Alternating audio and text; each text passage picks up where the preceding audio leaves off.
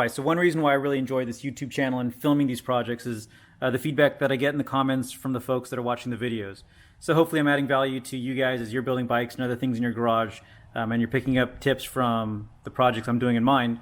But again, I'm getting the feedback from you guys in the comments, and that's been really helpful to me. And one of the things that I found in one of the comments in this Tyga Rearset installation I did, so I went to great lengths to install this, or design and install this 3D printed mechanism to keep the rear brake light functionality in the kit that it wasn't designed to have. And one of the subscribers, appropriately named Logical, mentioned that when he did it, he was going to do the inline pressure switch. And I'll be honest, when I heard that there was the inline pressure switch, I imagined it was something pretty complicated where you had to have a custom line that there's probably some type of T fitting that then had a separate pressure mechanism. But as soon as he made that comment, I looked into it, and it looks like it's actually super simple. So even though I'm really proud of having put this together and enjoyed building this and filming it, I'm going to see if this pressure switch isn't a simpler, cleaner solution. And the way that it's supposed to work is this banjo bolt here going into the master cylinder that's connected to the rear set. Apparently this 10mm bolt that goes through it, the pressure switch is actually just a 10mm bolt that goes down and then has the wire set that I would tap into this to close the circuit and make the light go on once it receives enough pressure. So the item that I bought, we'll open it up real quick. It was real cheap though. I think it was $9 from Amazon, and it looks super simple. So kind of funny that I put so much effort into building this. Again, I still enjoyed putting it together and making that video, but let's go ahead and put this on, see if it works, and if so, we'll go ahead and use this instead. All right, so again, I got this from Amazon. I think it was less than $10, and it just comes in inside a small yellow envelope that has some Chinese writing on it.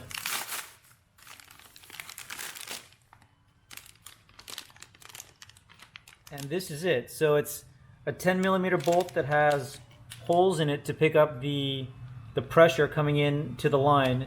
It also comes with a few crush washers, which is nice because those are things that you're not supposed to reuse.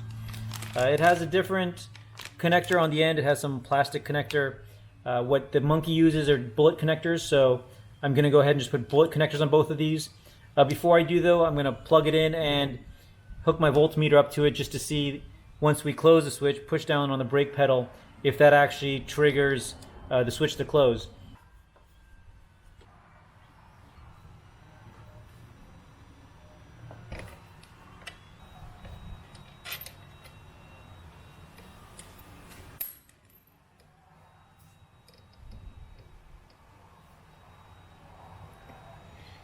Alright, so I didn't really lose any fluid there. Put the other crush washer in.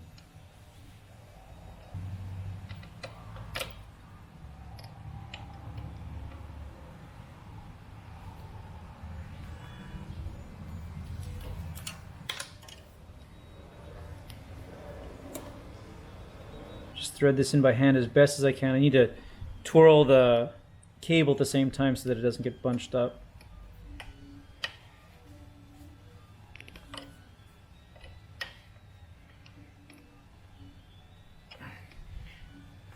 Alright, so that was a pretty painless and not too messy installation. Let's see if it works. And so what I'm going to do here is use my voltmeter to see if when I put pressure on the brake pedal, if it closes the circuit. Alright, I'm trying to keep everything in view at once.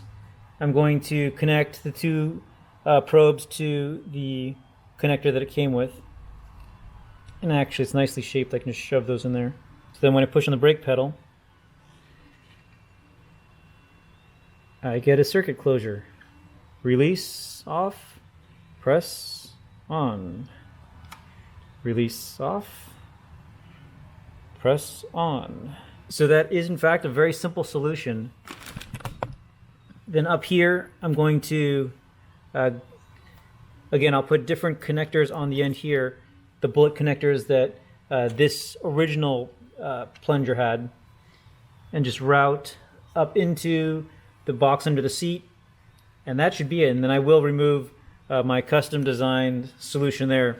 But it actually all looks pretty clean and pretty OEM.